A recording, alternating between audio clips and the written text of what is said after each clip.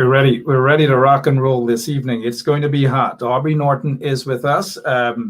Paul Slow is with us, and it's going to be a hot, really, really, really hot program. So spread the word, share the link.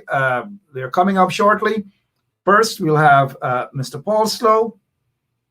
No stranger to you guys, right? Then we'll have Mr. Aubrey Norton. No stranger to you guys, too. What a wonderful program there with Dinesh, members of Parliament, Dinesh Jaiprashad and Natasha Singh Lewis. We'll be back with our guest on Straight Up. Do share the link. We'll be watching you, and we'll be seeing exactly who have shared the link and who didn't share the link. We'll be right back. That little ditty we used to torment our teachers with when we were kids goes something like this. Onward, upward, Mary had a go.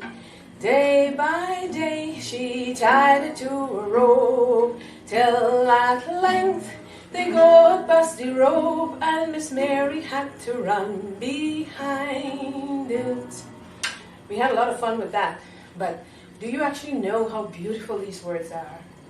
Here's the Song of Guyana's Children by W. Hawley Bryant.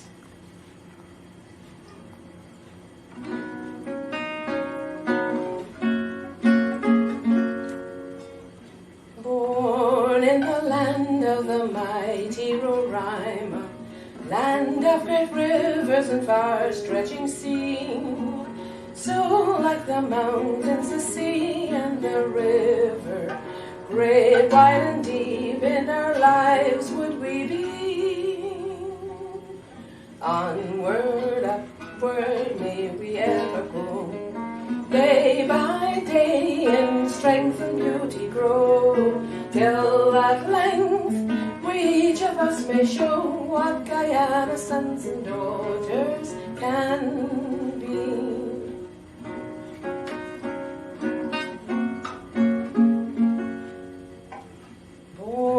In the land of Kaijur, shining splendor, land of the palm tree, the croton and fern, we would possess all the virtues and graces, we all the glory of goodness would learn.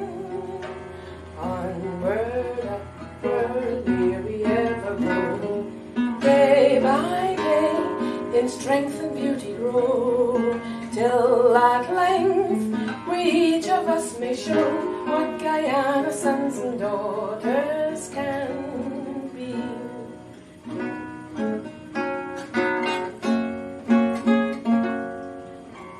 Born in the land where men sought El Dorado, land of the diamond and bright shining gold, we would build up by our faith, love, and labor God's golden city, which never.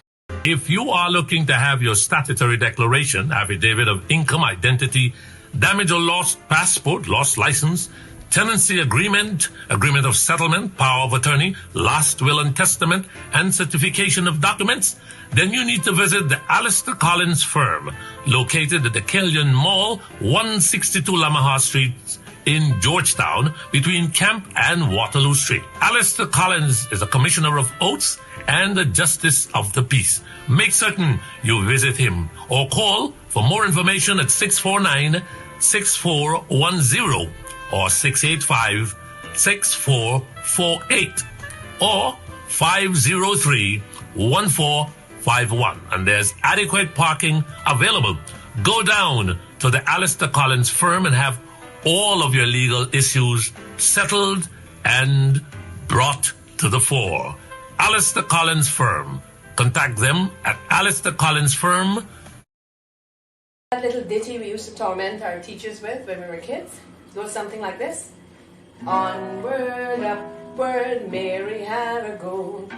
Day by day she tied it to a rope, till at length they got busty rope, and Miss Mary had to run behind it. We had a lot of fun with that, but do you actually know how beautiful these words are? Here's the Song of Guyana's Children by W. Hawley Bryant.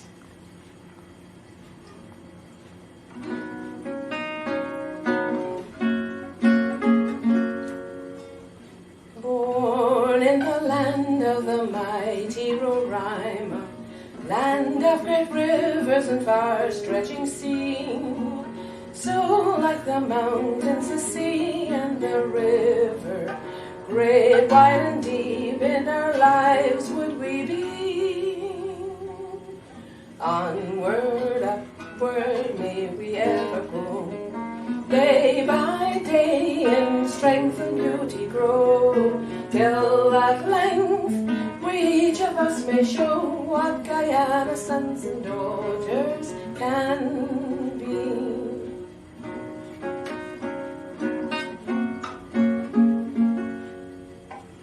Born in the land of... Okay, guess what? Let's get ready to rock and roll this evening. I know that you thought I was going to say, let's get ready to do something else, rumble or something. Right, but it is what we do from a political standpoint. Do share the link and have folks get to see us, listen to us wide and far. Good evening to all of you guys on the ground listening to us via the radio. 107.1 FM. That's correct. 107.1 FM. June Beresford and all you guys, good evening. You know the regular crew who are always ready to confront the trench crappos once and for all. Get ready to confront the trench crappos, if you know what I mean. Don't be afraid to confront them. Hey, our operators still have, Andrew's Supermarket. Andrew's Supermarket is getting another plug. Our operator, and you know who our operator is, right? Lemon.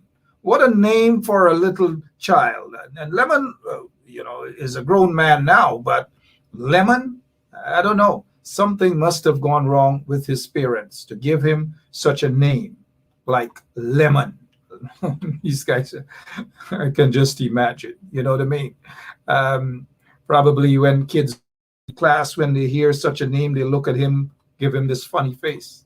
Lemon? You've got to be kidding, right? All right, but on a serious note, let's look at this, the Village Voice newspaper.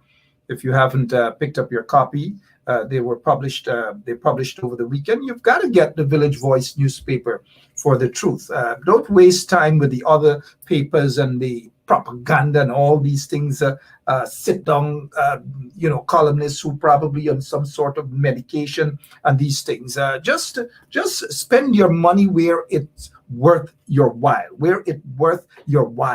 The Village Voice newspaper. Give them a plug, right?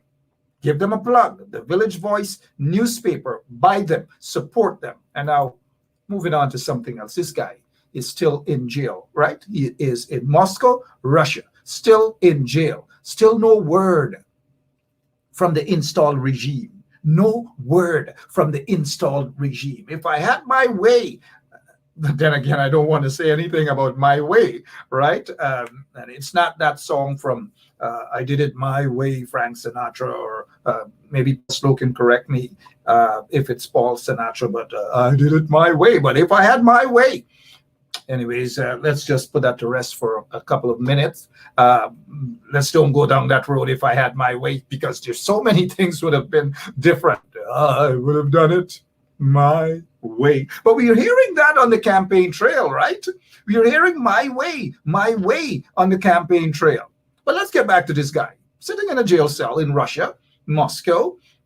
He had a hearing last Saturday or maybe Friday evening. And guess what the Russian authority said? Hey, you got to go back to jail until January 24th. So Sean Pike hasn't the only crime, according to the Russian authority, that he committed is because he's a Jehovah's Witness. He is a Jehovah's Witness. In the time 2021, people are being jailed, yes, because of their religion. And I know I've seen some comments by some folks who are saying, well, you know what? He should have known better. to be in the people's country and to know that it is illegal to be a Jehovah's Witness. In 2021, it is illegal to practice your damn religion that you want to practice?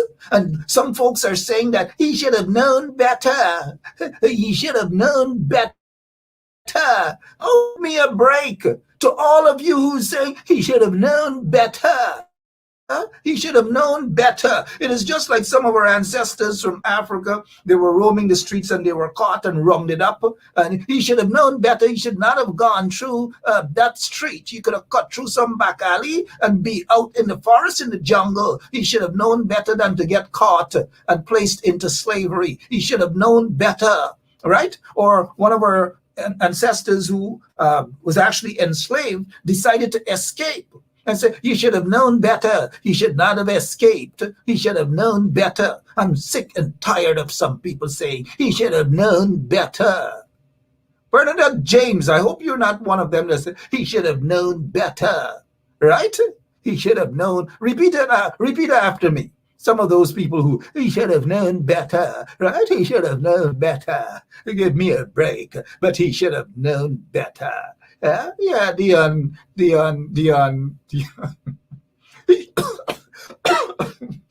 I'm sorry, Carl Miller. You know, you guys, look, share the link, man, because I'm now getting started. He should have known better. This young man, a talented young man, a citizen of Guyana, citizen of Russia as well. He speaks Guyanese twang, right? Abidisana it is. He's also fluent in Russia. In Russian, sorry, and privet, coq de la. Hello to all of the Russians who are listening as well. This guy, Sean Pike, has got to be freed. He's got to be freed. And now, what is the installed regime doing about this? A citizen of Guyana in a jail cell. But then again, hey, don't you guys, 1 minute, and look, let me say hi to somebody here. Let me say hi to her, because if I don't, she may get a bit upset. And you know, people do get upset with Mark. They get upset with Mark because Mark maybe is not supporting their candidate. They get upset with Mark because Mark may be better looking than them. They get upset with Mark because, hi, Brian Wood. They just get upset with Mark, right? But the regime is just quiet. But I'm not just concerned about the regime being quiet, because you know what the regime is all about. If the regime don't give a damn about prisoners in Guyana, and they have a history of jailing people, they have a history of doing that, you think they are going to be concerned about Sean Pike and his family? This young man is sitting in a filthy jail cell in Moscow, Russia, with convicted prisoners. Look, I'm tired of those guys, man, seriously. But then again, the opposition is quiet. And maybe we are going to hear that they're waiting until the party elections is over. Then they are going to do all sort of things. Some of the candidates are doing that. They're saying that. Wait until I'm elected. Wait until I'm elected. All of them are saying that. Wait until I'm elected. I got to ask Aubrey Norton about this wait until I'm elected kind of thing. But the shadow minister of Foreign Affairs for the coalition seems to be in the shadow. We're not hearing anything. Anyways, when you talk, they get vexed, right? They get upset. They get real upset. And they say, Ben Shab get a big mouth. Ben Shab talks too much. And all these things. Or Ben Shab doesn't like me. Hell, give me a break, right? Ben Shab and Ben Shab. Good evening to all of you, man. Lots of things happening in our country. Lots of things. Our guest, our operator signaled to me that we have Mr. Paul Slow with us, a man who has served his country with distinction. And now nobody's perfect. Paul reminded me, Mr. Slow reminded me the other day, Mark, you and I went up the road a couple of times, but let's agree to disagree. And that is the nature of democracy. But putting that aside, I salute this man's service to his country. 48 years or probably more, 48 years of service to Guyana as a member of the Guyana Police Force. I salute this man. And so the PPP now, they have a history of disrespecting people, disrespecting their service and all these things, disrespecting their professionalism, disrespecting them maybe because of their ethnicity. Here is the Honorable Paul Slow, CCH, DSM, JP, an Assistant Commissioner of Police, retired. None of them in the PPP, the installed regime, none of them, not even with their 19 fraud charges, could match this man's qualification and his experience. Good evening to you, Mr. Slow. Good evening, Mark. Good evening to your listeners. Good evening to the viewers.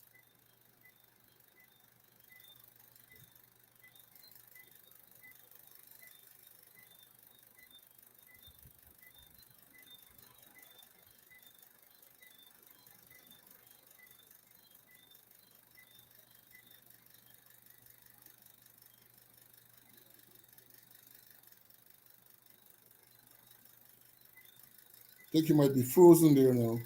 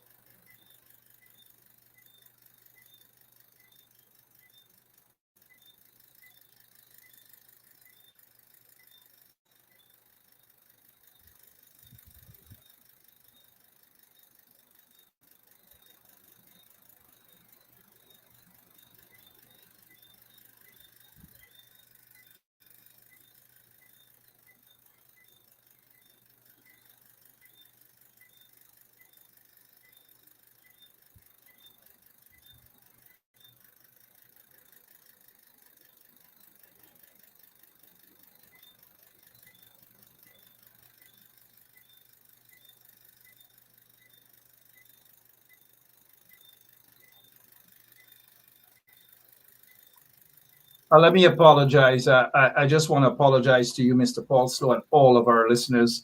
Technical problems in the studio at our end. Again, my apologies. Good evening to you, Mr. Slow.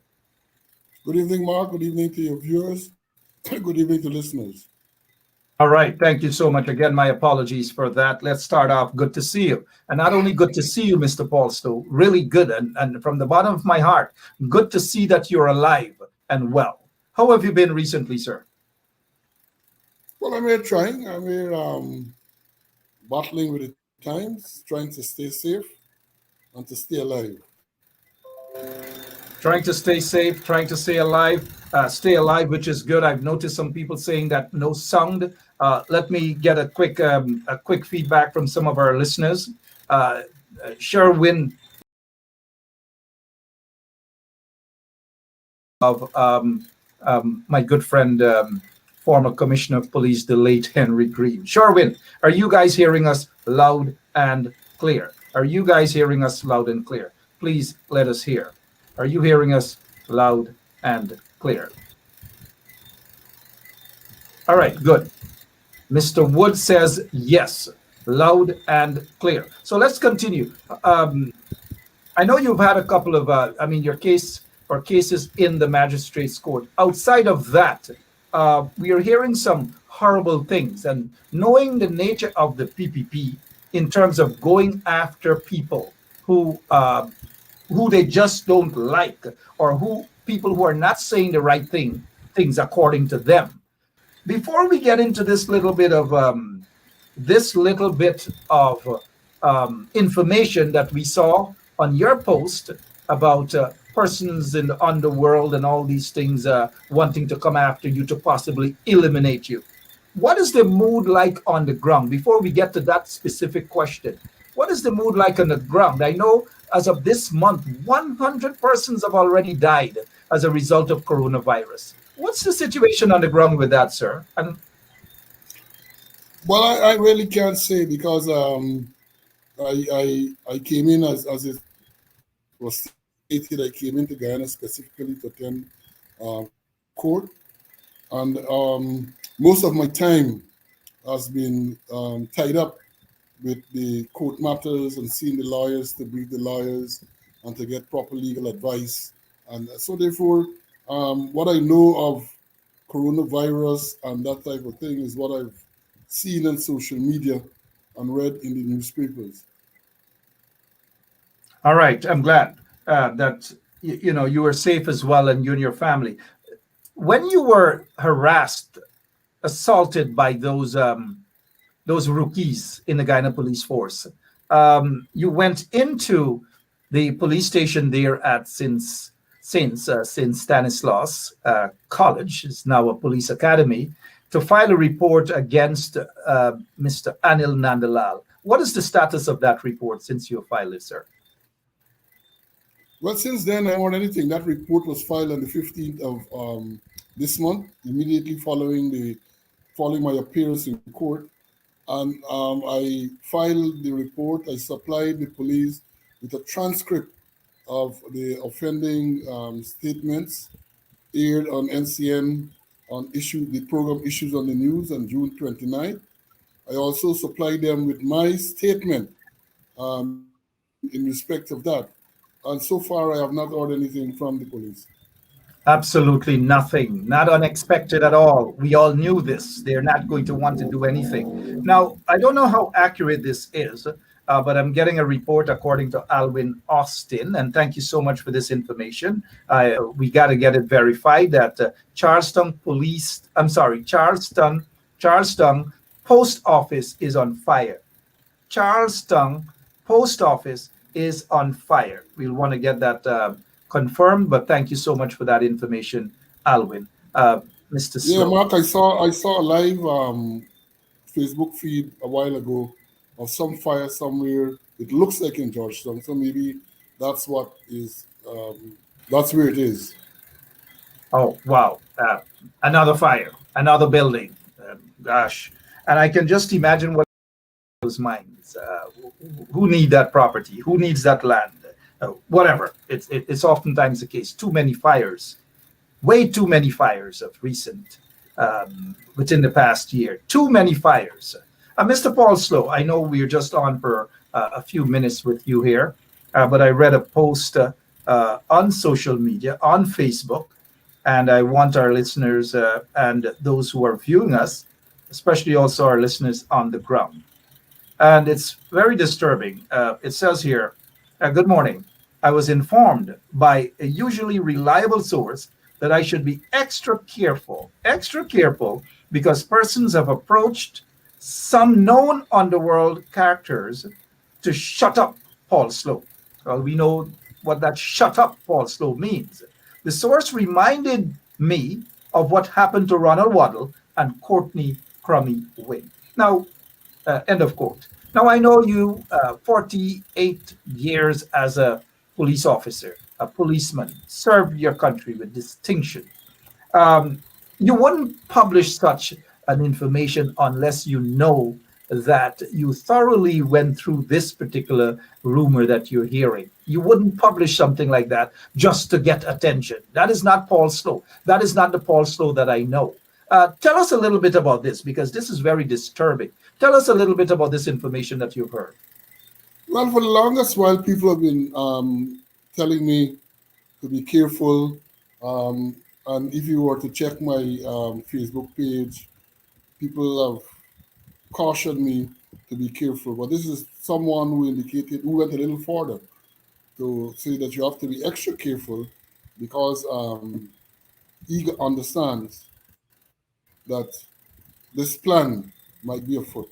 And I want to say that when you take it put it in the context of all that has been going on, with the Police Service Commission, which I chaired, the court matters, the trumped up charges, I'm charged for conspiracy to commit fraud, in respect of my role along with others to revise the police standing orders.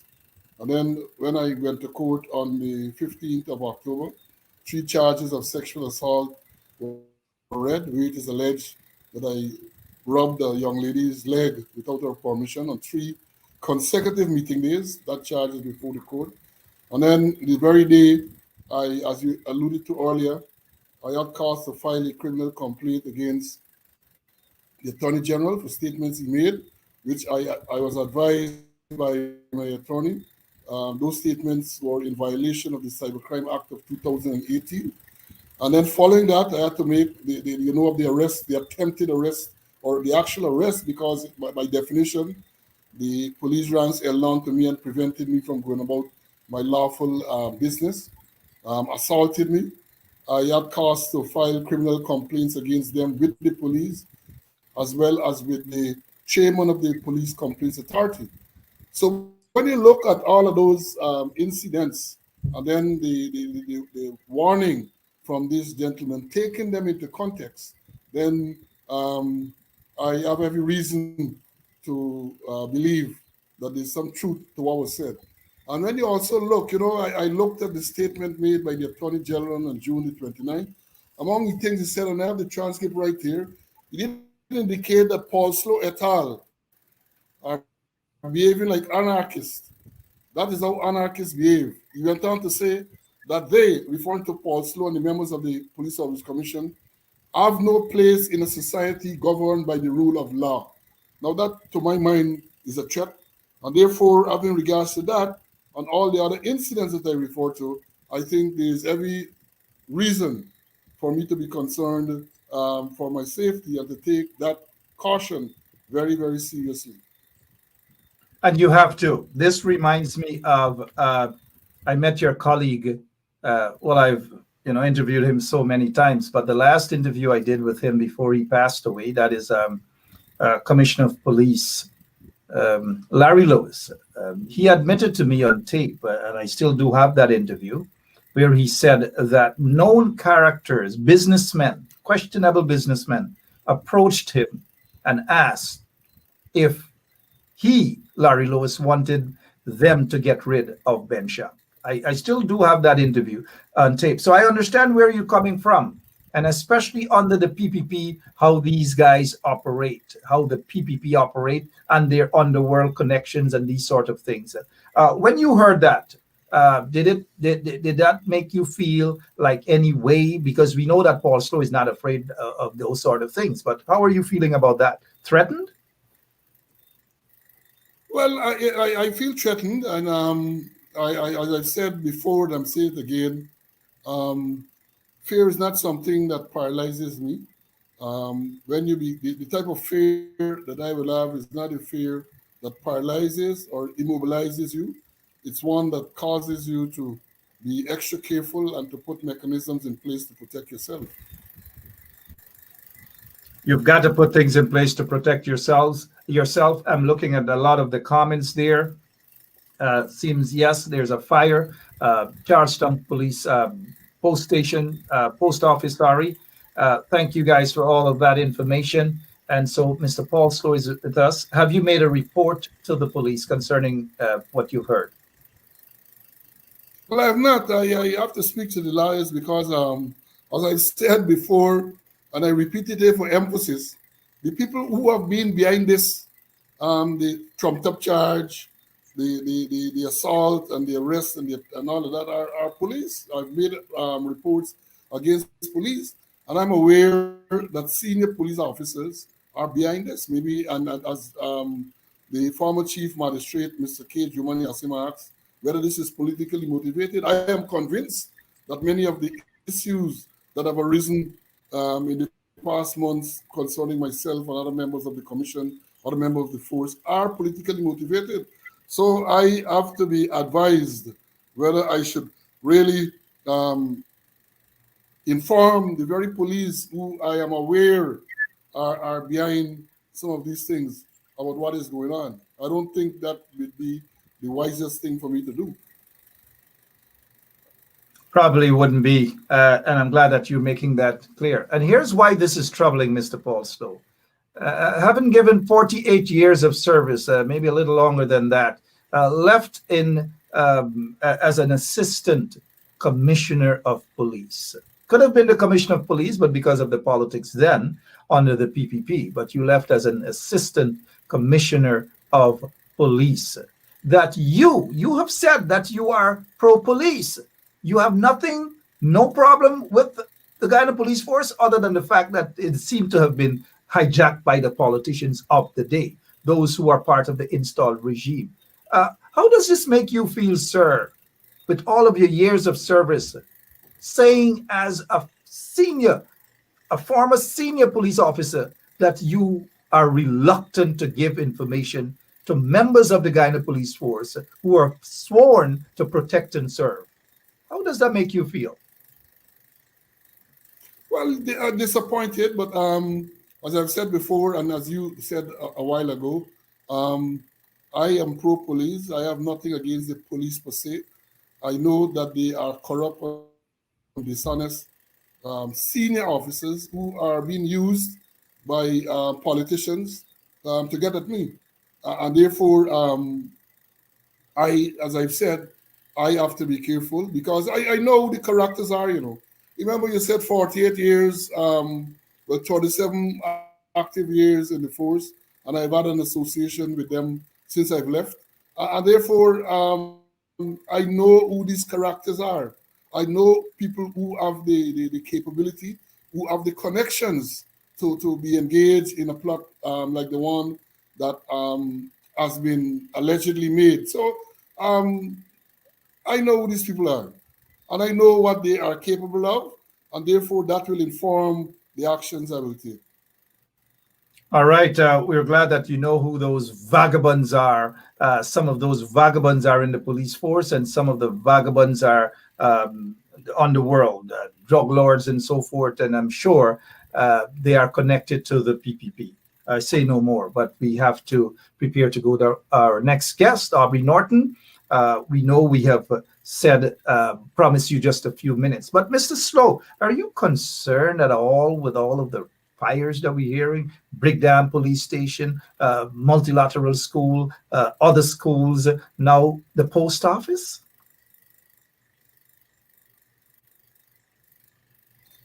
The concern is that, you know, we have always had fires in Guyana. But my concern this time around is that there appears to be no proper investigation to determine the cause of the fire. And that is worrying because we had the fire at the police station in the police building in Vigilance. I understand the fire people said that was arson, and you haven't heard anything more about that. We had the fire at the Multi. I don't think any cause has been given. We had a fire in Mabaruma somewhere there. I'm not aware of the cause of that fire.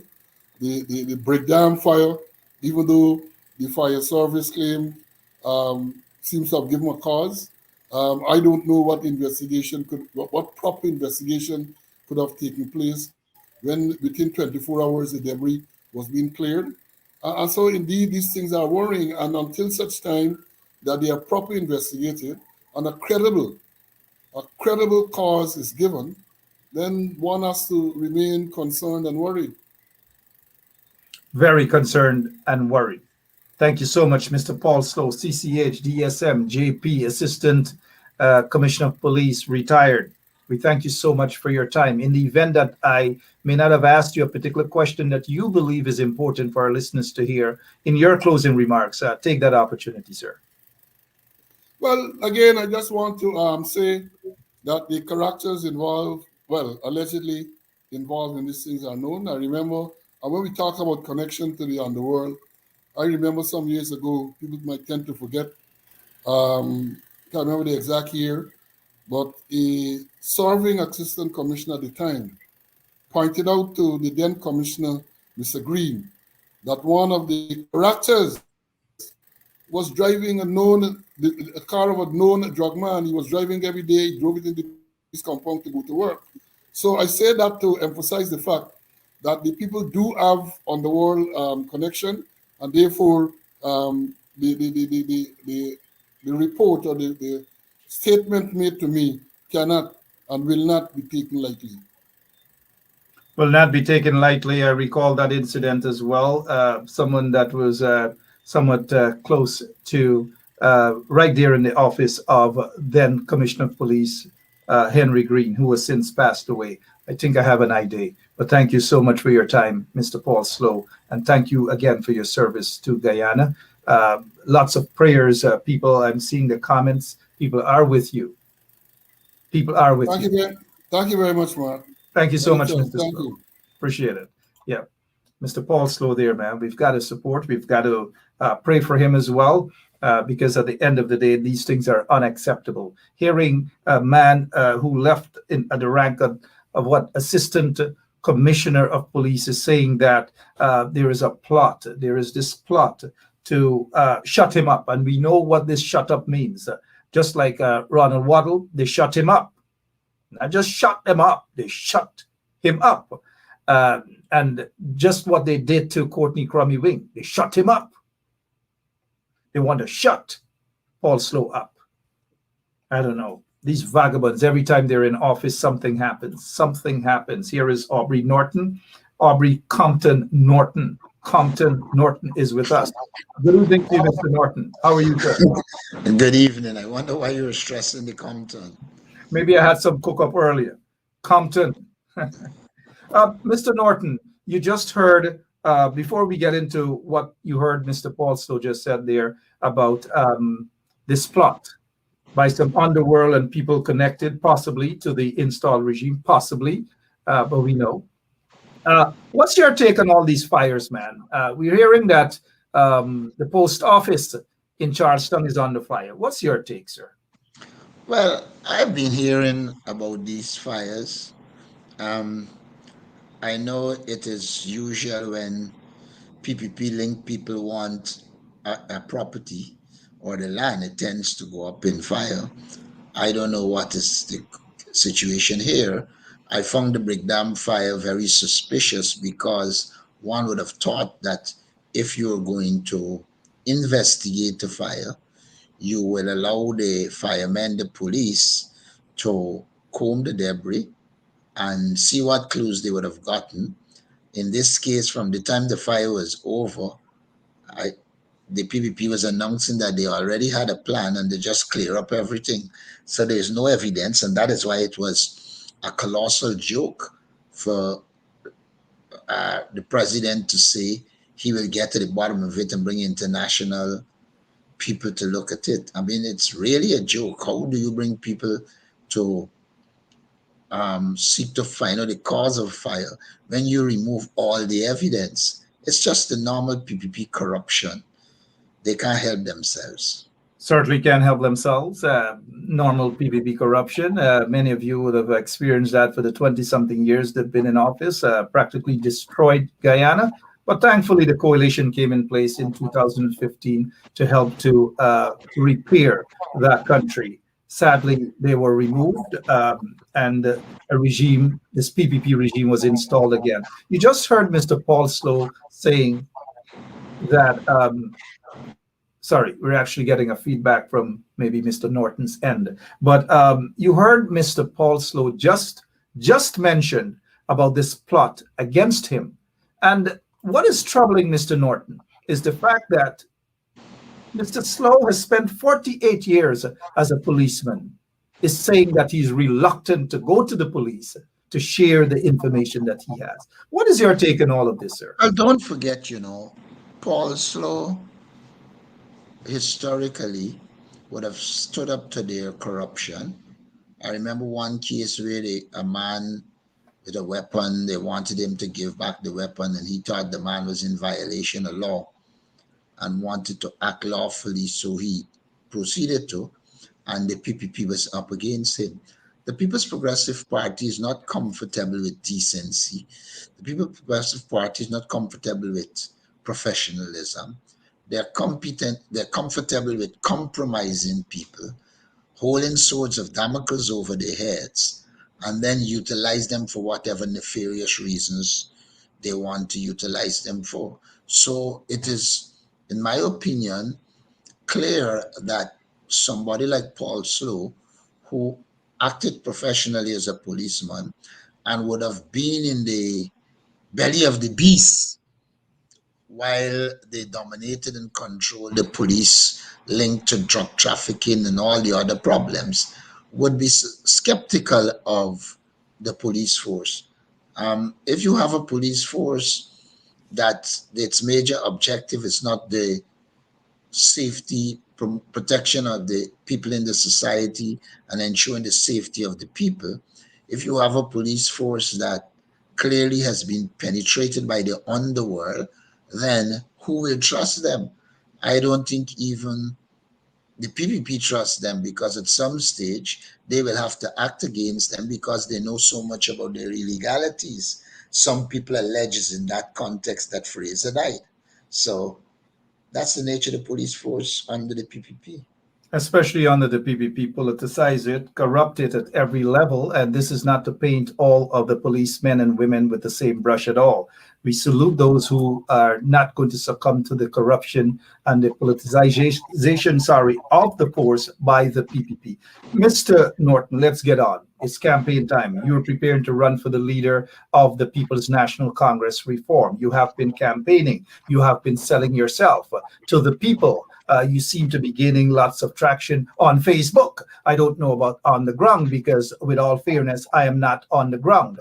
I can just rely on information, secondhand information on the ground. Some people seem to be yes, some people seem to be in some other areas. But let us talk about your campaign. Before I do have some questions for you, but before I get into those questions, how is your campaign coming along, sir? I think extremely well. I have been campaigning a while now. I have been to virtually all the regions in Guyana. I'm still to go to Region 9. I have been working with the party comrades. I am very clear in my mind that an election is won on the ground. Even the national elections, it's the groundwork that matters. A party election is a groundwork that matters. And I have been doing a lot of groundwork in the party. And I have been reassured by members of the party that they are behind me and they will support me. Some of them complain that there are people who are putting pressure to them to support another candidate. Well, I have said to them, we'll deal with that. You alone will be in the area to mark your ballot, and then you can forget the pressure and do what is required, because it is evident to all that among the candidates, I have been and will continue to be the best. I have a clear experience as a politician and being involved in the party. I have argued, and many people have suggested to me that because I have no skeletons in my closet, it makes me a formidable candidate. Of course, the PPP doesn't like that. The PPP likes a situation where they have files on you and they could utilize it, and therefore they will nullify you in terms of campaigning against them. Fortunately, I'm not in that position and I can campaign against them. And I believe the people, the members of the People's National Congress, the supporters want a candidate who can confront the PPP and not be compromised. And in that regard, I am considered to be the forerunner. And so I think the campaign is going well. I noted last night that I said on Sherrod Show that I am going to return education and training to the People's National Congress. And by the time I woke up this morning, one candidate had an ad saying they will return education and training to the party. But I don't have a problem with that. I'm glad if you're following me. It means you are learning, you are willing to follow, and I'm prepared to lead. All right. Well, you know, education has always been a big thing for the PNCR and for leadership of the PNCR. So don't be surprised that others may have spoken about that as well. But let me touch on this. You have mentioned about skeleton in the closets and these things, and some may see this as trying to throw some sort of stain on your opponents and all of these things, because it's a campaign, it's a battle. Opponents will say things about each other.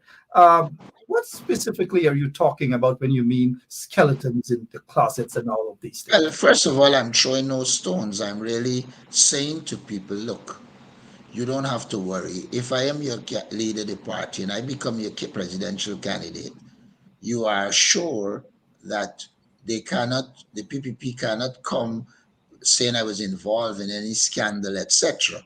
And therefore, I have no skeletons in my closet. That is just what it means. I can't stop people from inferring things from that. And if you infer something from that, I would hope that you say what you infer rather than suggest what I imply. All right, let's just prior to this show, there was an MP, Dinesh Jaiprashad, who hinted at the fact that he is comfortable endorsing opposition leader Mr. Harman because he is of the view that Mr. Harman has what it takes to bring in Indian support base in the party and at elections time, which is to suggest that you don't. I know you've spent a lot of time trying to say that you will attract the Indian support base. But here's an Indian guy who is a PNC, a born PNC, is saying and is hinting that maybe you cannot do that. How do you answer that? All I would say to you is look at Facebook today, and you will see that Varun Mahadio endorsed me. If you've been following, you would have seen Hussein. Who is Jerome Mohammed? I'm just curious. Varun Mahadio. He was a young man that campaigned assiduously in Georgetown for the 2020 election. Hazrat is a young man who campaigned assiduously on the east bank of Berbice for the PNCR.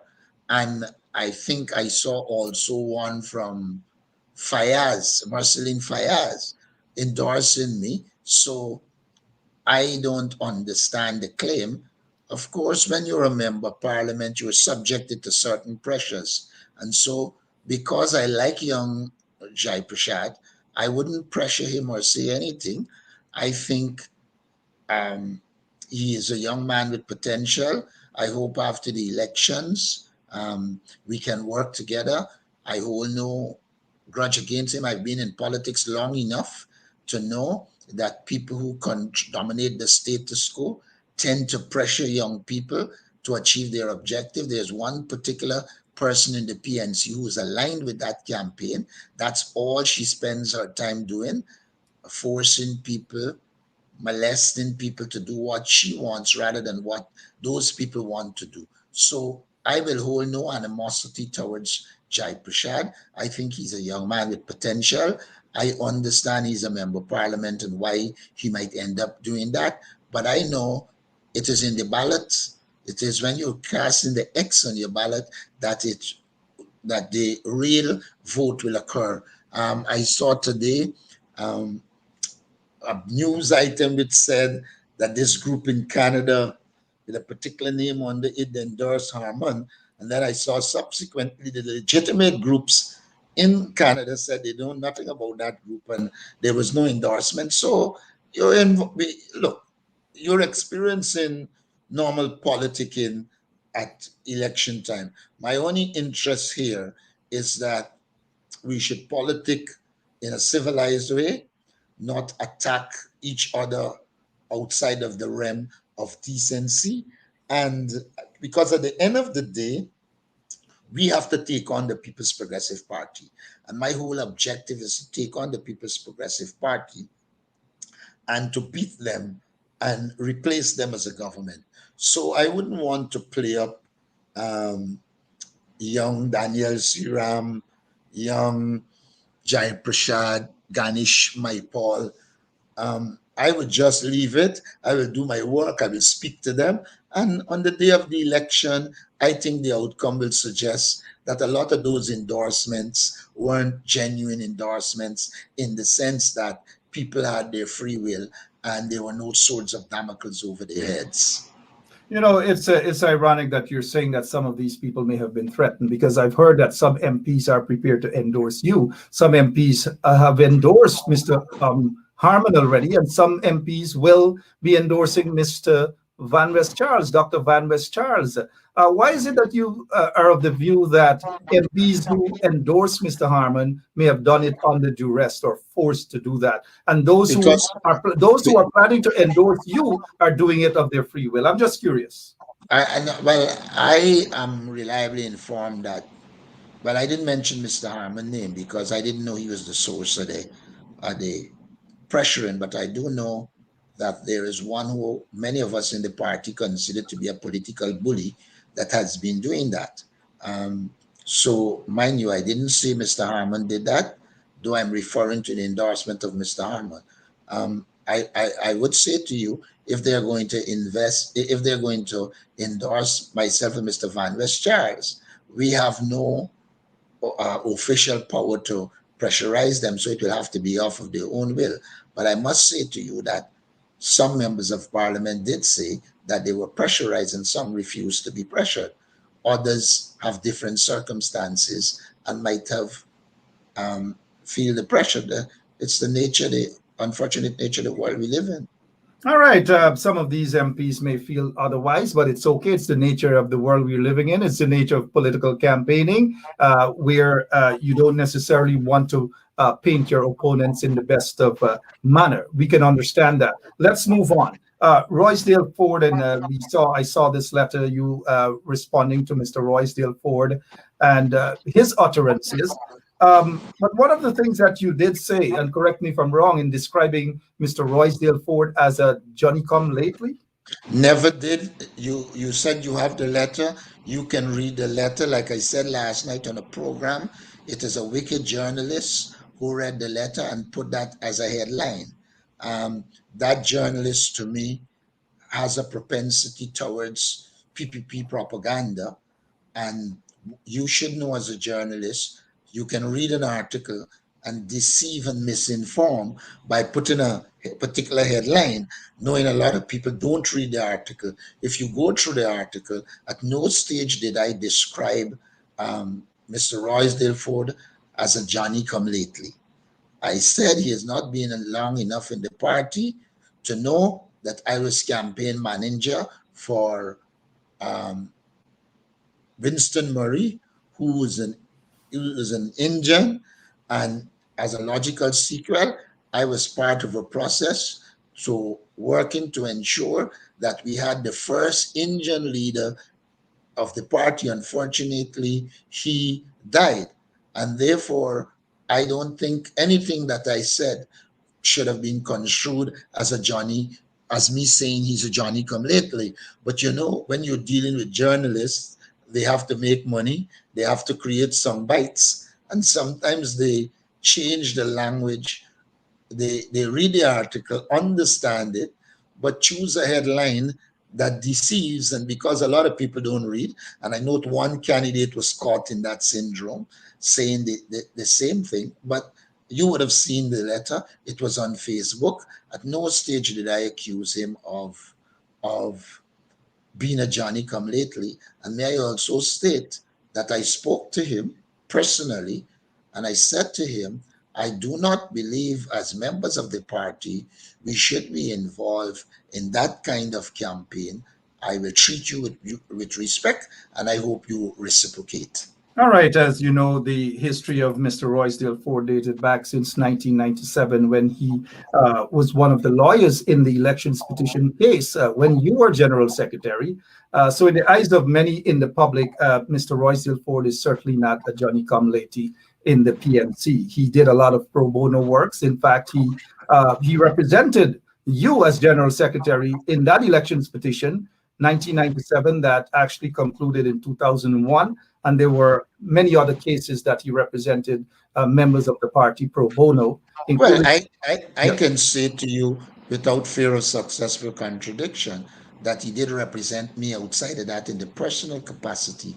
And mind you, I have nothing against Roysdale Ford as a person. I call him and I said that to him. I know his abilities. It is just unfortunate that sometimes the people you are around lead you in a direction when you're a young politician that compromises you. On this matter, I've spoken with Roysdale. I've made it clear to him I have no intention of going after him in any fashion. I have said in no uncertain terms, a young man like Roysdale Ford, and I become leader of the party, there's a place for him.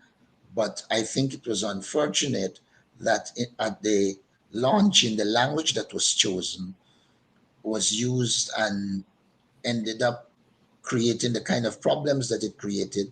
And therefore, I was compelled to respond and to show clearly, and this is the point I wanted to make, that more than many, I worked with Indians in the party and was prepared to support a man who I thought was competent, a man who I thought was loyal and dedicated to the party, and a man who I thought was popular in the party, whose name was Winston Murray, who was Indian, and therefore I cannot be accused of not accommodating and being willing to relate to Indians when against the odds of many who didn't want him. I was prepared to go out there and fight for him and to advocate for him and to establish the qualities that made him a member of the party without focusing on his ethnicity.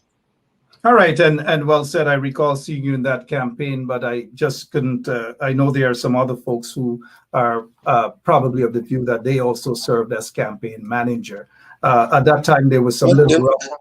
There was only one campaign manager for Winston Murray, and his name was Aubrey Norton. Aubrey There were others. There were others in the campaign, but I was the person who was the campaign manager. Anybody else who says that, I would just say to you, they're distant to the truth. All right. I've noticed some people, I don't know what they expect me to bring you on and just probably massage you. I'm here to ask you some questions because you are the candidate.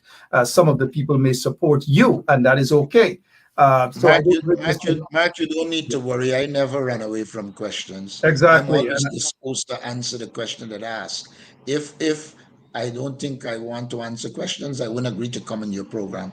And I generally don't ask people what are the questions before, so that I can answer them naturally in keeping with my values, philosophy, and approach to governance. You know, I've asked you that.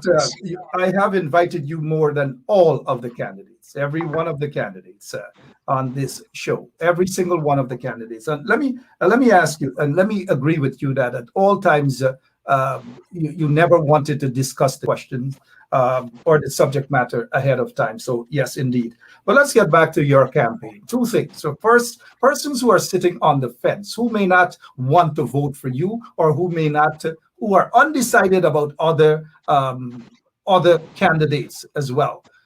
Give two examples or two things that you will do if you are elected leader of the People's National Congress that will able to shift persons to come over to your side. First of all, like I've said before, I will reintroduce education and training so that we prepare a core or cadre of young people and adults who can serve the party based on knowledge and training. And I believe the party needs that because in recent times, there has been no training outside of some amount for the preparation of election. A political party should have consistent training. The other thing I think that people will resonate with people is the fact that I intend to make the party into a permanent election campaign machinery. In the recent past, what has happened is that the party campaigns, and after the election, it goes to sleep. And then it wakes up a year or two before election and start again. My approach will be different. My understanding of politics and grassroots politics is that you have to stay in constant contact with your base and work with that base and ensure that that base is being educated.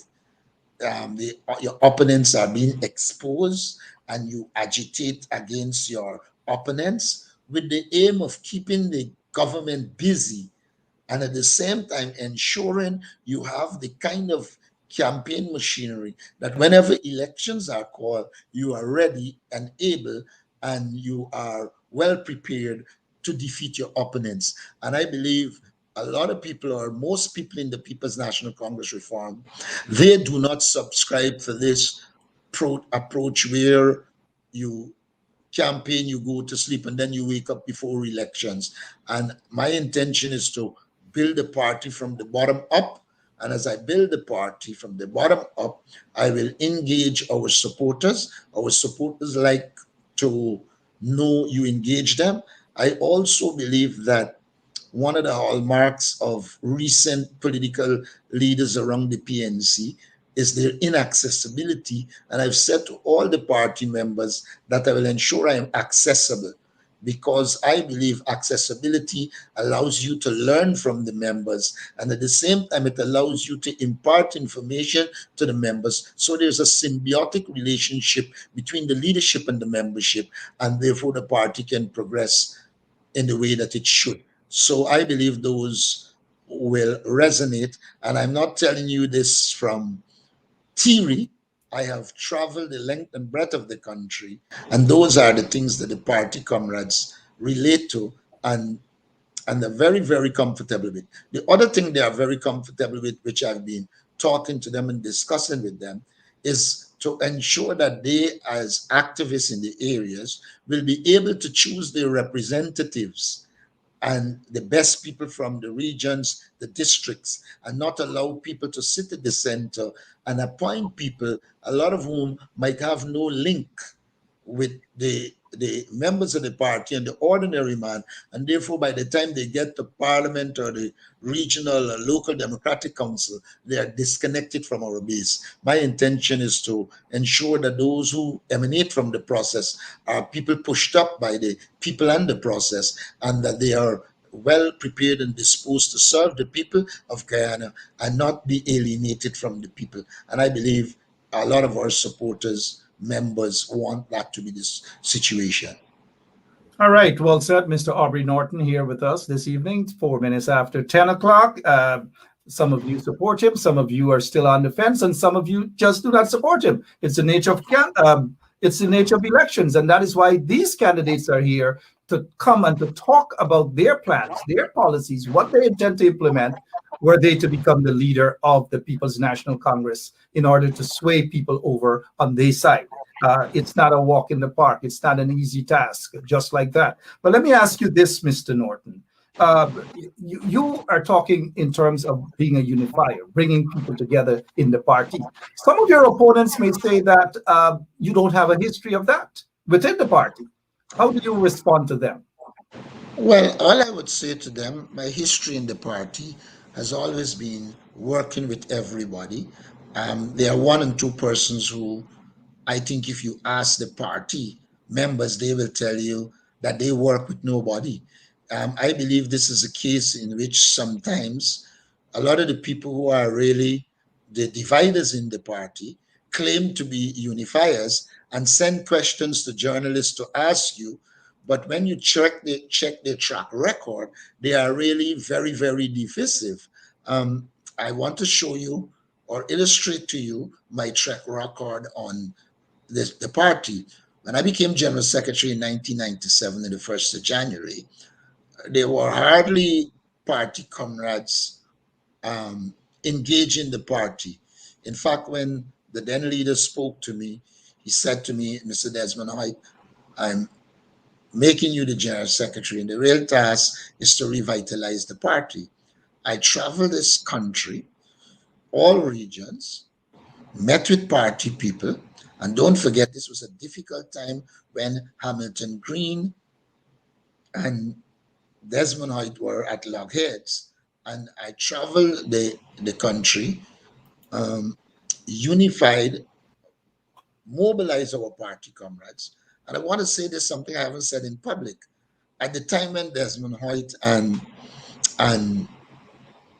Hamilton Green were on two different sides, every attempt that was made in the party to push me to criticize Hamilton Green and to condemn him, I always said in the party, I saw Hamilton Green as a person who served this party, was a member of the party, and I believe that we should work to resolve the problems. I also pointed out at that time that there were many persons in the party who should return to the party. And I remember vividly, most of them came back, but Robert Williams and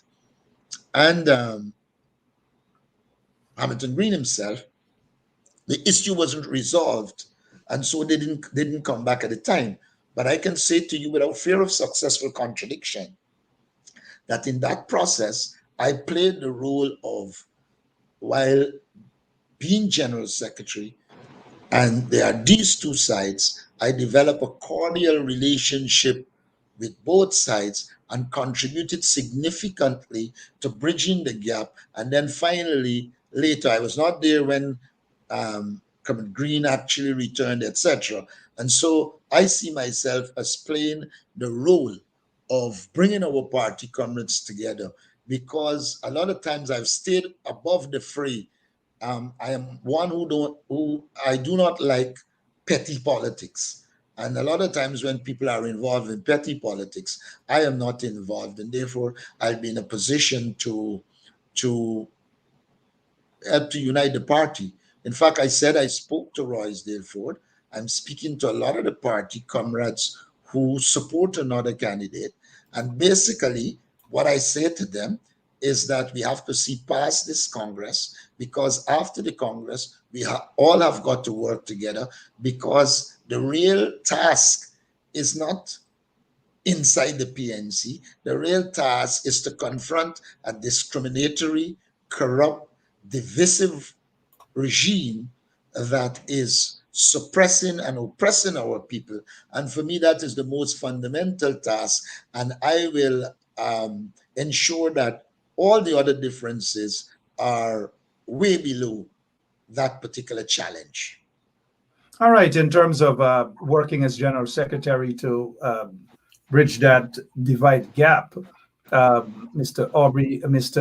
Hamilton Green was expelled from the party. Mr. Green sees it otherwise. He left. He went on. He formed his own group, GGG. Mr. Robert Williams, who was the deputy mayor, also left with Mr. Hamilton Green. They later returned. But years later, after you would have left there as the general secretary of the party, what have you done as an executive member? And I was made to, and correct me if I'm wrong, that you were part of some committee or some group to help to ensure that people like Vanessa Kissoon and others are reinstated into the party. How successful were you? Because obviously, Ms. Kissoon is not a member of the party still.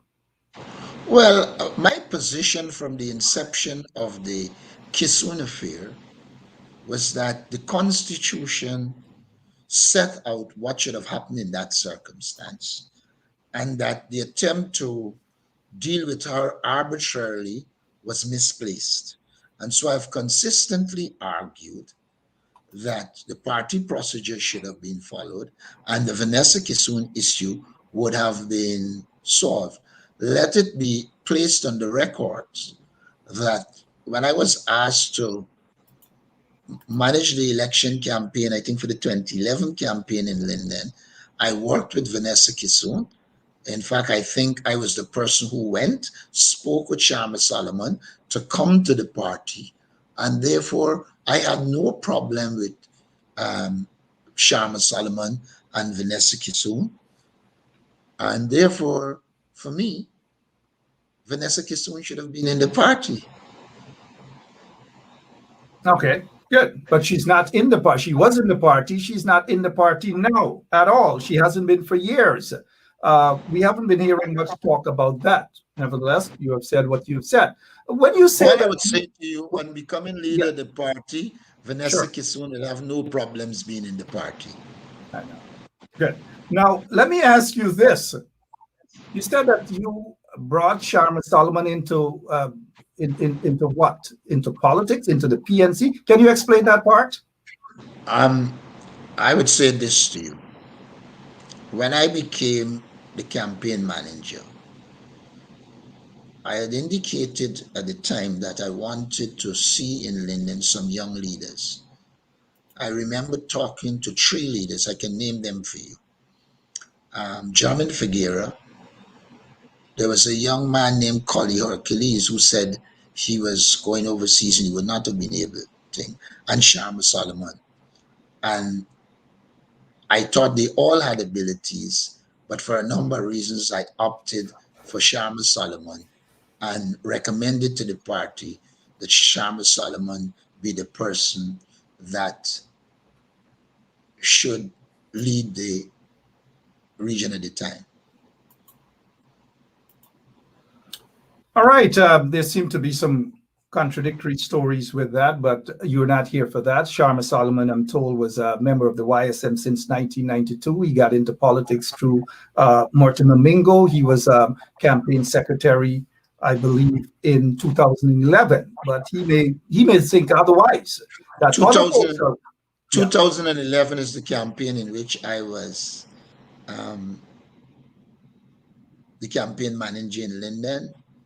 I wouldn't go down the road of saying he was or he was not a member of the YSM. I don't know. By that time, I was out of the YSM. But what I do know, I was the person who spoke with him and others to come to the leadership of the PNC in Region 10. And that cannot be contradicted. All right. Maybe Sharma has a different version, but that's okay. Let's move on. I have noticed in terms of some comments by some folks who purport to support you, Aubrey Compton Norton, that a vote for one of your opponents is a vote. That is a vote for Harman is a vote for the PPP. Do you believe that? I wouldn't make a statement like that. The only statement I will make is that I know the People's Progressive Party has taken a position that they don't want Aubrey Norton. But I would not make the statement you are suggesting. All right. Fair enough. Fair enough. I got you on that. 14 minutes after. Let me give you another opportunity in terms of let the people hear your views on women's issues. That's one. And how do you intend to attract young people who are not members of the party, who are probably preparing to vote for the first time next elections? How will you, were you to become the leader and subsequently the presidential candidate, how will you attract young people to the party? Well, first of all, there are a number of ways you can attract young people. First, I have been a lecturer at the University of Guyana. Second, I have worked as presidential advisor youth empowerment and trained a lot of young people. And many of those young people have said to me, once I become leader of the party, they will come to the party. So I think my track record will attract. I also believe that a lot of young people are of the view that they will get a fair chance under my leadership. And I think that will attract young people. But most importantly, young people like you to listen to them. And I intend to be a listening leader. And they like when they give you ideas and you utilize it, you give them credit. I'm prepared to do that. I have always argued that young people are resources to develop. And I would shift the paradigm away from treating young people as a problem and treat them as a resource to develop, that with the right exposure and mentoring, they will blossom as good leaders and take us forward. So I believe I can attract young people. In addition, I intend to train many young people, but most importantly, I intend to work to produce a Ghana Youth and Student Movement, the GYSM, like we had in the 70s and 80s. And that is one of the tasks I intend to take on personally, to go into communities and to begin to speak to people, young people. I was in East Rhymeville the other day and talking with young people, and many of them are disposed once they are taught what is the YSM and you create the programs, etc., for them to become part of the Guyana Youth and Student Movement. And I will have a clear approach of working with young people, training them, and ensuring we develop a Guyana Youth and Student Movement that will become the fountainhead of producing youths to replace the adults in the party. I am very pleased that I got into politics at a very young age, and I learned a lot in politics long before I arrived at the university. And so I think there are ways and means that we can attract them. Lots of ways and means to attract them. 18 minutes after 10 o'clock. I know, Mr. Norton, you've had a busy day. You continue to campaign every single day for the leadership of the People's National Congress reform. Let me just remind our listeners that we at 107.1 FM, we have offered Mr. Aubrey Norton 1 day per week with a rebroadcast program. So he will have his own campaign show right here on 107.1 FM up until Congress, free of charge, Mr. Aubrey Norton, so that you can talk about all the good things you have in store for the party in bringing the party back together. I think a lot of people are impressed, including me, with this YSM move. The YSM seems to have been dormant for many, many years now. And it's pleasing that you are going, or you plan to go that direction, were you to be elected. Now, let me ask you this, Mr. Norton. Let us say on Congress Day that things do not go your way. What will be your position and what will be your message to your supporters in terms of the way forward? Well, first of all, I believe that I will beat whoever are my opponents. But if perchance the impossible may occur, I have always been a committed party member. I have always worked with the party. And once it was a clear case that another opponent would have won, I will have no problem working with those persons or person. Yep, and it's so nice to hear that. I hope all of the other candidates are willing to say that as well, to put their campaign aside once they have lost, to say, look, it's been a good battle, and if you win, they should say that it was indeed a good battle. Here is time for all of them to work under the leadership of Aubrey, Compton, Norton, or vice versa, the other way around with the other candidates. So good of you to say that. Again, it's a question that I will be asking the other candidates. We know in elections time, whether it's for national or general elections, party Congress as well, debates are healthy so that we can hear policies from all of the candidates, not just a one-sided thing that Aubrey's the man, Aubrey's the man, Aubrey's the man, Aubrey's the man. I'm not going to just buy that as the only way to vote or support Aubrey because people are saying Aubrey's the man, Aubrey's the man. We want to know why Aubrey's the man. You have outlined a lot of things as to why you are the man and why people should vote for you. We want to hear the other candidates as well. I know you don't run away from debating and so forth. Some people call you a maverick debater, but are you willing to have a debate with all of the other candidates? I said on I think it was David Hines' show that I am disposed to debating anyone once the debate is organized and it is fair. I am prepared to debate anyone. I believe from my involvement in the party, from my knowledge of the party, from my general understanding of politics, I will be a force to contend with. And so I am well disposed to debate. I believe I can handle the international issues. I can handle the local issues. And so I don't see debate as a problem. In fact, I believe in these activities, including general elections, there should be proper presidential debates. There should be a debate, and we'd love to see that debate. And we at 107.1 FM, we are willing to give all of the candidates that forum, that opportunity, so that persons on the ground can hear it too via their radio. 2 hours, 3 hours to debate each other so that people can make that choice based on policies, issues. What is Mr. Aubrey's Norton position on women? What is his position on the LGBTQ community? What is his position on young people? What is his position on teachers and all of these things? How will he make the party different from the other leaders and so forth. We want to hear from all of the candidates. And I'm saying that is democracy. And that is why I have Mr. Norton here this evening, not to ask him soft pop questions and not to massage him so that some of you people who support him, are comfortable with the massaging.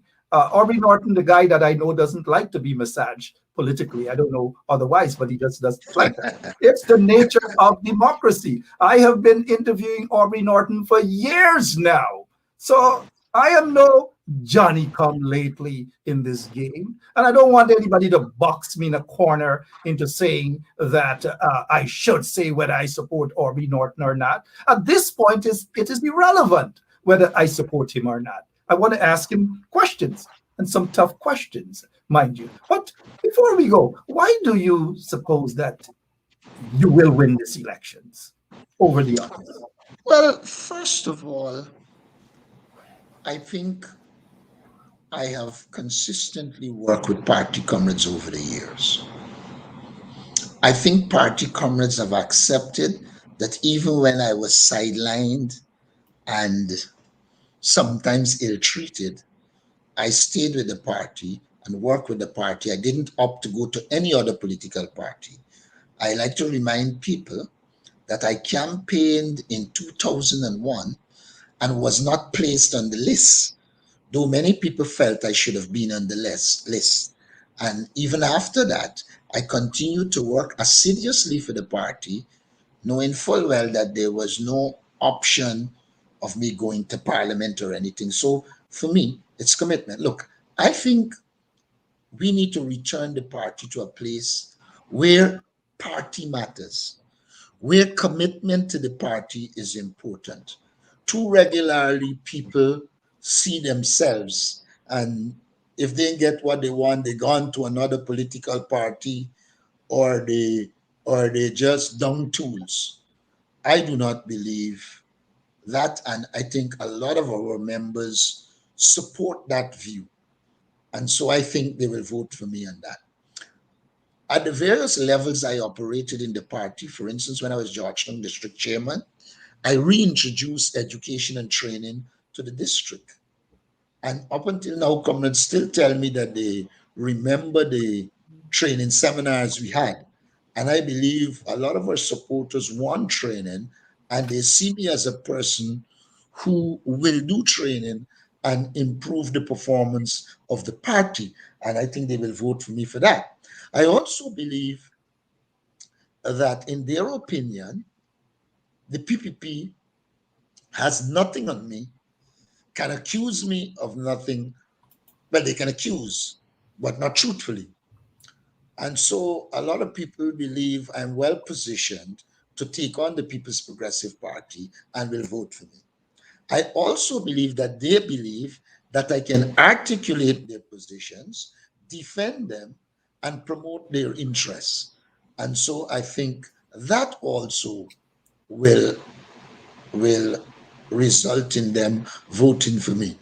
Many of our party members and supporters have always argued that they need a leader that they can access. And I believe that many of them know that I'm accessible. And I had an experience last night. Last night, I said I was accessible.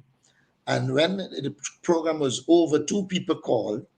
And the first one called and said, okay, I just called him to see if you're accessible. I didn't know the number. And the second one called saying the same thing, but the second one had something to say to me. And so I believe our party comrades believe that in the last 5 years, a lot of the leadership was aloof and inaccessible. One member of the party told me they had the bad experience of going to minister's office and they were just rushed out in no time. And in some cases, they had no access. And so I believe a lot of them will vote to be able to access their leaders. And among other things, I believe I will get the support of our party comrades because they genuinely believe I have an interest in the party. I will put the party first, and strategically position the party to beat the People's Progressive Party and return to power. And I believe in those circumstances, people will be well disposed to vote for Aubrey Norton as leader of the People's National Congress reform. Mr. Aubrey Norton, Aubrey Compton Norton. Let me just ask. I must tell you, I prefer Aubrey C to Aubrey Compton. But it's okay. I hear you, Aubrey. But let me ask you this. Aubrey. Let me ask you this. You go to bed tonight. You wake up tomorrow morning. Of course, we want you to wake up tomorrow morning. And you hear that Valda and Lawrence decides to step into the race. Do you think that will be a challenge to you becoming the next leader of the party? All I would say to you, I treat everybody as a challenge. I have been in discussions with Comrade Lawrence, and if Comrade Lawrence comes into the ring, well, so be it. I treat everybody as a challenge. I have spoken with Comrade Lawrence, and we know where we are, and I'm comfortable. Very comfortable indeed. Before we go, Mr. Norton, look, it's always a pleasure. We traveled together. We went places together. I don't want people to think that I am your enemy, right? Whether I endorsed you or not, or whether I endorse anybody or not, it is my job. And the other candidates will come here and I will grill them equally.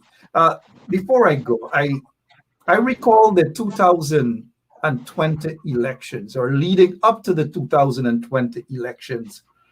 Something horrible happened. It should not have happened. It just should not have happened. You were present there, I do believe, at Plaisance during the campaign when Miss Vanessa Kissoon was removed from the stage and denied an opportunity to speak. Were you comfortable with that? No, and I could not have been comfortable. In fact, Miss Vanessa Kissoon was there. She was on the program. But it is the kind of petty politics that I'm talking about that we need to move away from. What I can say is that when I heard what happened, I knew the source of it. And so I understood it, but I did not agree and appreciate it. What did you do? What did I do? There was nothing I could have done. It wasn't a case where I was in charge of the meeting. I was a speaker just like Vanessa Kissoon. But when I met inside the party, I gave my position on the issue.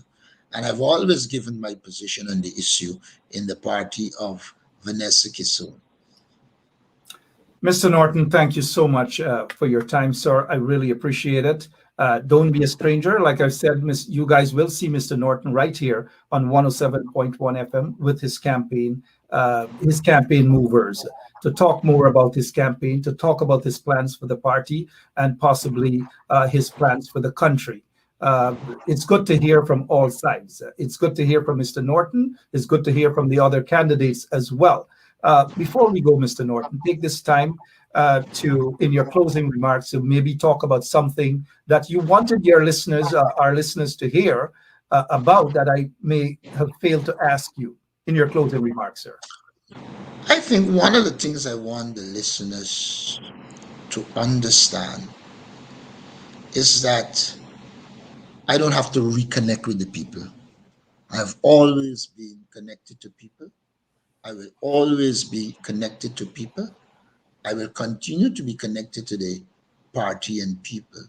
And therefore, in my opinion, you can see me as a grassroots type politician that has the capacity to represent you and to do the work that is necessary to position the People's National Congress and ultimately the coalition to remove the People's Progressive Party from office. All right, Aubrey, thank you so much for your time. Again, I wish you and your campaign all the best.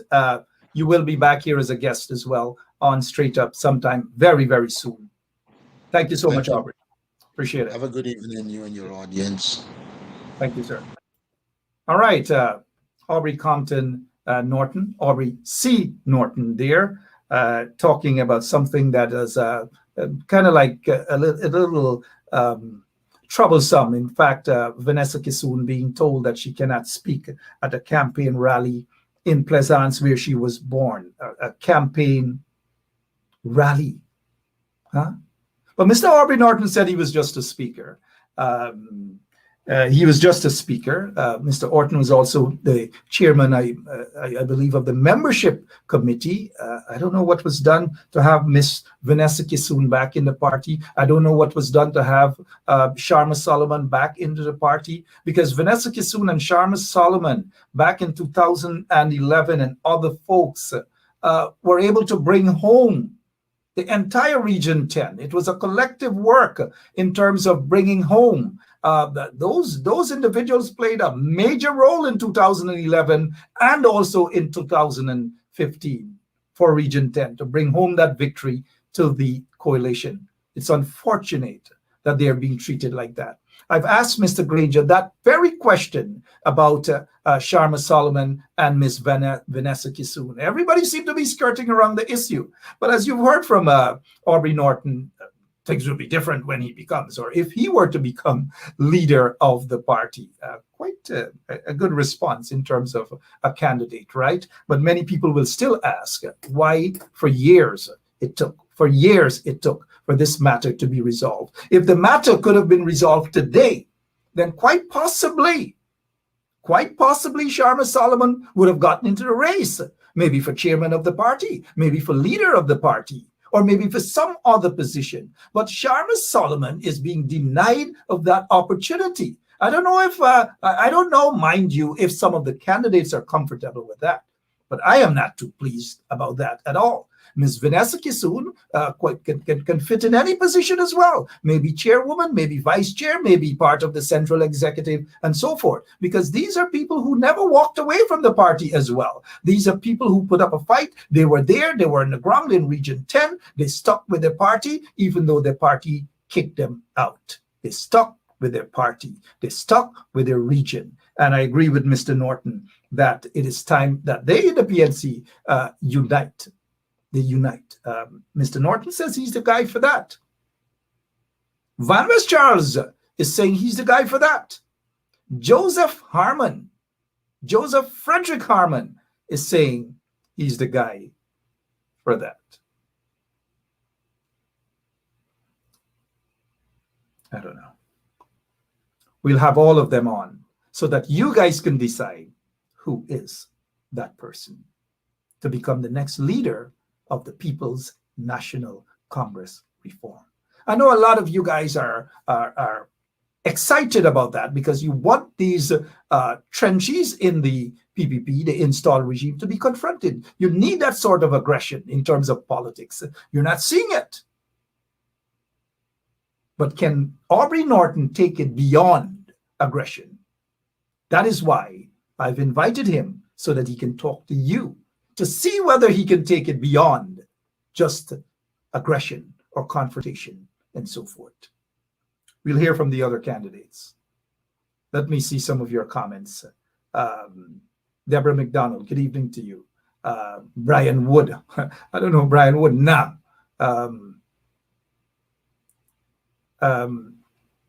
Gary Greenwich, here is what Gary Greenwich is saying. Mark, who can by stroke of a pen reinstall Vanessa Kissoon? I kind of like that, right? Who can, in a stroke of a pen? Good evening to the folks at Intellect Storm. I like that company, Intellect Storm. Good people, good young people. Good evening to all of you there. Now, you have a point, Gary. You have a point. But a lot of these candidates, they were there. They could have pitched their position stronger. But a lot of them didn't want to.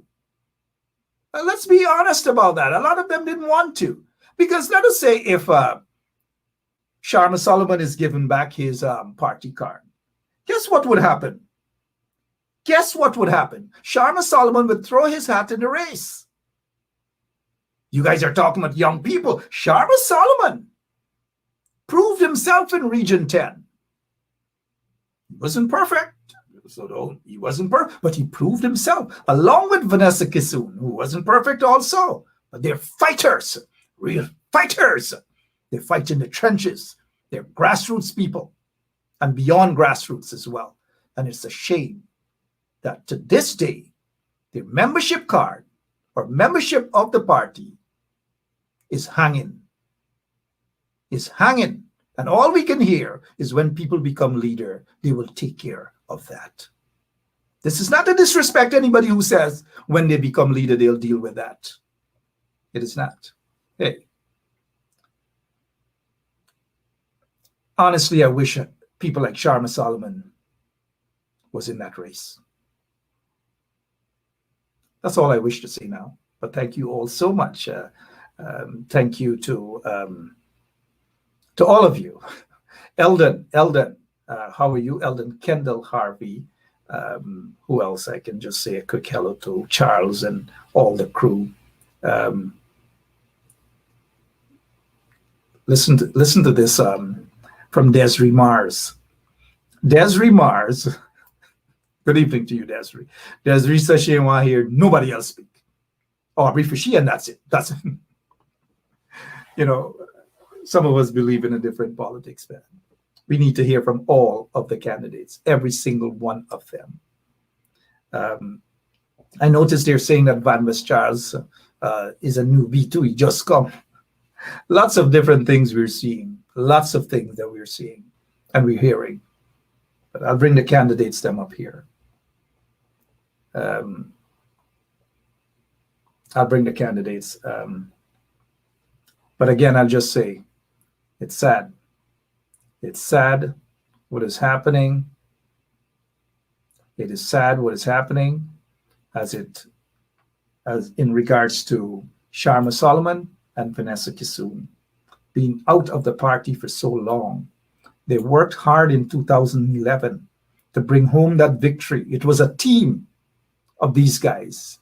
Sharma Solomon, Vanessa Kissoon, some young people there in 2011, Aubrey Norton. It was a team, all of them, not one man or one woman. It was a team. That's the spirit, team spirit. But it breaks my heart that they are out. I've got to go, man. I've got to go. I'll be back. I'll be back tomorrow. Let me see here. Kenneth Freeman, Mark, only Congress members can vote anyway, so our opinion does not really matter. You know, let me say this to you, Mr. Freeman. Of course, your opinions matter. People's opinions matter. That is why, you know, we have this show. I don't disagree with a man or a woman for choosing Aubrey, Van West Charles, or Harman, or whoever else jump in the race. I don't. People are entitled to their opinions. People are entitled to their choice to vote for whomever. If the head of Intellect Storm wants to run for the president of the country, if you guys want to vote for him, go and vote for him. Go and vote for Rowan. Vote for whomever. But listen to the other side, meaning the other candidates. Listen to the other candidates. Listen. Don't shut out people. That's what I'm saying. But some of you guys already shut people out. I can't tell you all anything. I just have to smile. But, you know, all of you, remember, let's agree to disagree. We might not agree on everything. We might not agree on everything, right? And that's the nature of democracy. We all can't agree on everything. Look, somebody say, Mark, you in here, Schumann, whatever it is, out calling on Ali to meet there. Schumann is a waste of time, man. Waste of time. I don't even know why you guys mention him. A waste of time. I prefer you guys mention my friend from underneath the clock. I think she's the young lady, man, that is there. The young lady that's there, man, a good lady. Some of the DJ guys and stuff, they put her up on social media. I have more respect for her. I have more respect for the vendors than I have for somebody like Schumann. Give me a break. Give me a break. Schumann, I gotta go, man. I gotta go. I love you guys so much. I'll be back tomorrow. Same place, same time, right here on 107.1 FM. I haven't played the closing song in a while, so I might as well play it because the videos now, these days. Somebody sent this photo of Sharma Solomon. They wanted Sharma Solomon to run for leader, but let me remind you guys that he can't. He can't run for leader. These are the people who brought home Linden, the victory to Linden. Anyways, Lindeners. I gotta go though. Love you all. God bless you. Mark is a mischievous guy. Some of you guys, right?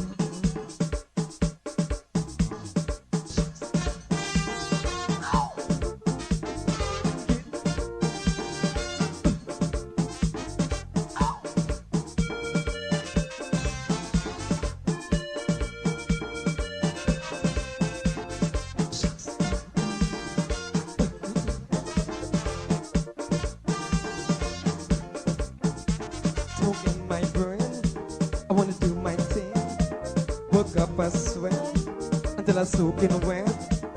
Rub your body, show no mercy, because I'm feeling tipsy, I'm feeling freaky. I wanna rub my body on your body. I wanna rub my body on your body. Let me rub my body on your body.